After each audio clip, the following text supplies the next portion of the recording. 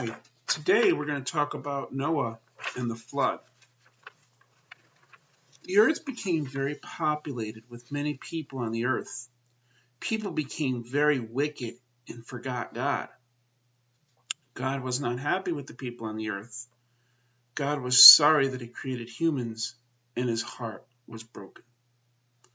The Lord observed humankind and realized how violent and evil they had become. Not so with Noah and his family.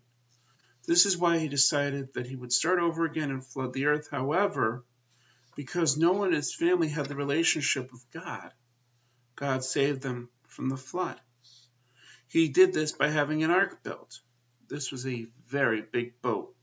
It was 450 feet long and 75 feet wide and 45 feet tall. This allowed Noah to bring animals into the ark. Animals like giraffes, monkeys, lions, tigers, and bears, among others, were brought onto the ark. He had a male and female for each animal that were brought onto the ark. God really cared about his creation because he wanted the animals to roam the earth once again after the flood, and also Noah and his family to be on the earth as well. Think about this. Noah had to build the ark by hand. His family helped him, but he didn't have the power tools or a crane to put the roof on top. He had to have an opening in the roof and a door to close the ark. It took him quite a while. It took him about 100 years to complete the ark. And he had to make the ark to God's specifications. If he did not, life may have ended for the earth altogether. The other issue was Noah in the desert. It was in the desert area. There was no water for miles around. People laughed at Noah and his family. It was very strange to build a big boat in the middle of the desert. What was Noah thinking? Noah was being obedient to God. The next issue was gathering the animals. Can you imagine bringing these animals 2 by 2 on the ark? I am sure God's hand was in all of this. After the animals were gathered, Noah closed the door of the ark. It rained really hard for 40 days and 40 nights nonstop. All the life that was not on the ark was destroyed. Think about this, being on the boat with all those animals. Can you imagine the smells, the noise? How would you clean up after the animals? How about food for the family and the animals?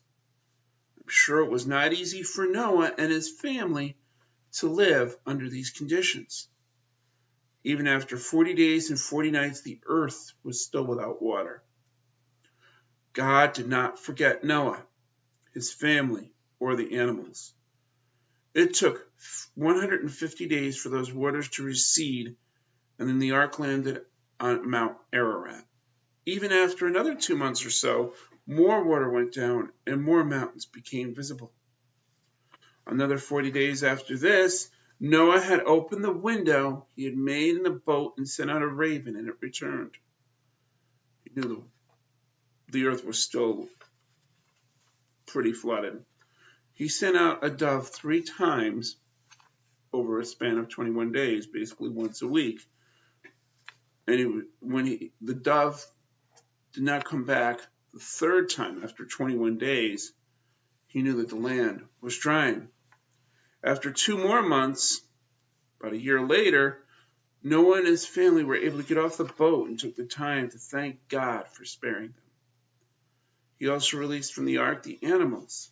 The Lord was pleased with Noah's family and the gratitude they displayed, that he promised that he would never destroy the earth again by a flood. He put a rainbow in the sky as a sign of his promise. Every time you see a rainbow in the sky, you can think of the story of Noah. Another thing to remember is that we need to be obedient to our parents. It breaks your parents' heart when you do not obey their requests. If your mom or dad asks you to help with the dishes, take out the trash, or clean the room as examples, you should obey their requests. You should always tell the truth and work hard in school. These things will make your parents happy. You will also make God happy because the Bible says we should obey our parents. Thank you.